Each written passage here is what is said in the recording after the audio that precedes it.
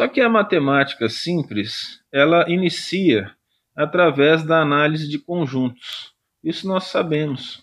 Para nós, isso é bastante importante, principalmente em termos de modelagem. Se tem uma coisa que nós precisamos fazer quando nós vamos trabalhar com modelo matemático, é definir o nosso conjunto. Isso aqui nós temos alguns exemplos interessantes, né, sobre definição de conjuntos. Então, por exemplo, se o meu conjunto é o peso dos indivíduos de uma sala de aula, por exemplo, nós podemos encontrar pesos fracionados, né, com casas decimais. Então, eu vou trabalhar com ele no conjunto dos números reais. Mas se eu for trabalhar, por exemplo, com o número de artículos da antena de um artrópode. Isso aqui foi um caso que a gente viu numa revista científica. E lá a gente viu o seguinte gráfico. O pesquisador ele fez um gráfico e fez assim. Aqui se tem o número, a idade, né, do indivíduo em função do número de artículos. Vamos dizer assim, o número de pedacinhos, né, que formavam a antena. Aí o que ele observou foi que existia então uma correlação direta. Quanto mais artículos, né, maior era a idade. Então a idade ele colocou em função do número de artículos aqui. Só que tem um detalhe, você não tem meio artículo. Você tem um artículo, 2 artículos, 3 artículos, 4 artículos, 5 artículos.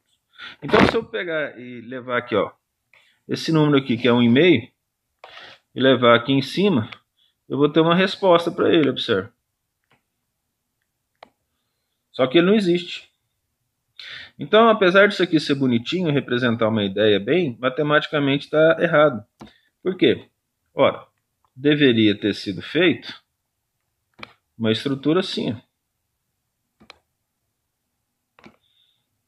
Um gráfico de colunas. Porque a quantidade de artículos ela não é intermediária. Aí depois, não é passando uma reta, você dá a entender que o crescimento ele é um crescimento constante e com uma determinada inclinação.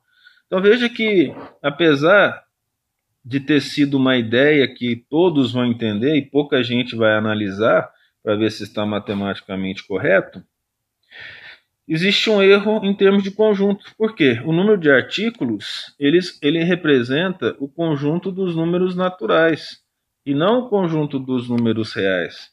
Então houve um erro na análise do conjunto. Então, por exemplo, se eu trabalho com peso, existe uma grande chance de que ocorra uma estrutura na forma de boca de sino, né, invertido, que é você tem aqui, ó, o menor peso, o maior peso, e a maioria dos pesos estão aqui, ó, dentro da média. Então, por exemplo, o indivíduo pesa 130 quilos, aqui, ó, provavelmente vai estar aqui, ele está fora, né? Uma pessoa pesa 40 quilos, ele vai estar fora aqui, ele não entra nessa amostragem, por exemplo, mas está dentro dos reais. Nesse caso, essa relação é uma relação que não tem como existir, porque essa linha significa que existe, né, todos os valores aqui associados, ligados. Não tem como eu fazer uma análise dessa para os números naturais, eu preciso de um outro tipo de análise. Então, quando eu defino o conjunto, eu vou definir também que tipo de estatística, de análise que eu vou utilizar. Senão eu não vou conseguir ter um resultado fidedigno. Interessante é que pode passar, porque a maioria das pessoas que analisam os artigos, elas não necessariamente conhecem bem a matemática. E os vícios, eles acabam se propagando ao longo do tempo. A ideia não está errada, como a gente mostrou aqui, mas a maneira de representar está errada. No entanto, se eu aplicar uma estatística para os números naturais igual uma estatística para os números reais, aí o erro já é mais grave. Porque aí você pode ter resultados que parecem verdadeiros, mas que no fim das contas eles não são verdadeiros. São resultados que vamos dizer assim, falsos positivos, né? Que pode acontecer em relação a isso. A minha borracha não quer apagar isso aqui mais não. Então veja bem, quando a gente vai falar dos números, o primeiro conjunto dos números são os números naturais. E isso aqui é considerado hoje o pai da matemática. Esses conjuntos aqui eles são utilizados para as demonstrações das estruturas matemáticas e de forma interessante, a partir deles nascem todos os outros números. Eu costumo querer demonstrar isso para as pessoas para mostrar a simplicidade da matemática. Então, por exemplo, provavelmente alguém em determinado momento percebeu que 2 mais 2 mais 2, que é igual a 6, poderia ser organizado no seguinte conjunto. Ó. Eu tenho 3 vezes o 2, que vai dar 6. Olha, é mais fácil escrever 3 vezes 2 do que 2, 2, 2 mais. Isso porque 2 é pouco. Você imagina que eu tenha, por exemplo, 10, 2, né? Então é melhor escrever 2 vezes o 10 do que escrever apenas, ou apenas não, né? Escrever 10, 2, um atrás do outro, colocando o símbolo de mais. Olha, também dessa forma, nós podemos verificar que o indivíduo pode colocar aqui, ó, 2 vezes 2 vezes 2, que vai ser igual a 8, né? E ele fala assim, mas ao invés de eu colocar 2 vezes 2 vezes 2, eu posso colocar, ó, 2 multiplicado por ele 3 vezes e representar um símbolo para isso, que é o expoente, que vai dar 8 do mesmo jeito. Se nós fizermos o raciocínio inverso, né, aqui, então nós temos que a exponenciação nasceu da multiplicação e a multiplicação nasceu da adição. Pensando dessa forma, a gente não precisa achar que a coisa é muito complicada quando nós formos fazer um cálculo muito detalhado. Então, os números naturais, eles são chamados naturais porque eles são considerados os verdadeiros números matemáticos. Na natureza, mesmo que você veja uma pedra quebrada, você não diz que é meia pedra, você diz que é uma pedra. Pode ser menor, pode ser maior. Você não conta, por exemplo, o pé de milho menor em relação ao pé de milho maior como 1,5. Você vai contar 2 pés de milho. Então, o que se viu, o que gerou a matemática, foram os números chamados naturais. Então, a tendência foi utilizar esses números para poder fazer várias demonstrações matemáticas. Existem algumas relações ligadas a esses números que não é a nossa intenção agora falar, é apenas passar superficialmente sobre essa organização para que a gente entre em funções. E a partir de funções, limites, apenas noções de limites, noções de derivada, noções de integral, e aí a gente consegue conversar sobre os principais modelos matemáticos aplicados às ciências ambientais e ciências da saúde.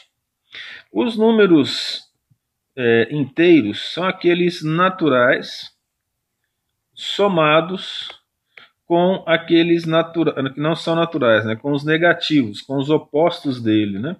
Então, por exemplo, eu posso ter aqui, ó, menos 3, menos 2, menos 1, 0, 1, 2, 3 e assim por diante. Por que nasceram esses números? Provavelmente também o problema foi com o comércio, né? O indivíduo estava lá fazendo conta já com dinheiro e ele ganhava lá, por exemplo, 6 rúpias, né? Vamos utilizar aqui a moeda hindu.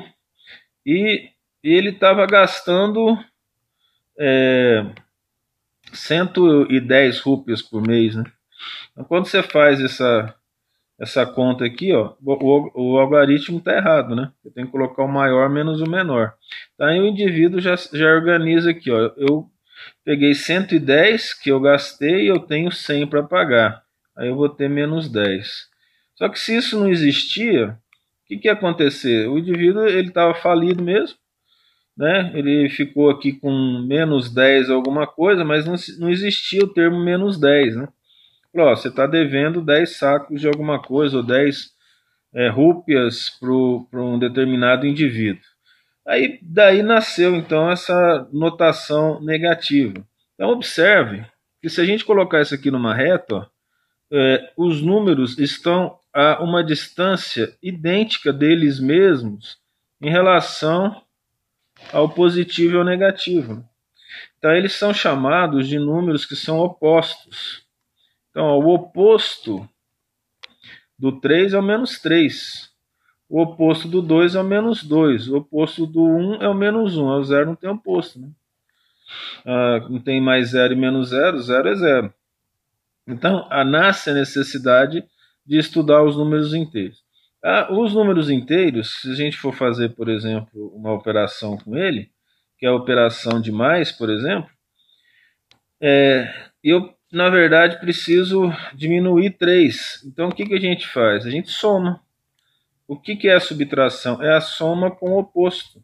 De tal maneira que isso aqui gerou uma base fundamental da matemática, né, e alguns teoremas de que a soma dos opostos é igual a zero. Então, se eu pegar mais 1 mais menos 1, vai dar zero. Então, o que no caso é a subtração? A subtração é a soma com um número oposto a um positivo. Aí são os números inteiros, desde o negativo até o positivo. Nesse caso, nós podemos dizer de menos infinito, passando pelo zero, até mais infinito. É muito importante dizer que infinito não é um número, ele é uma ideia. Então, os teoremas e as leis da adição, da multiplicação e das operações, elas não funcionam para o infinito.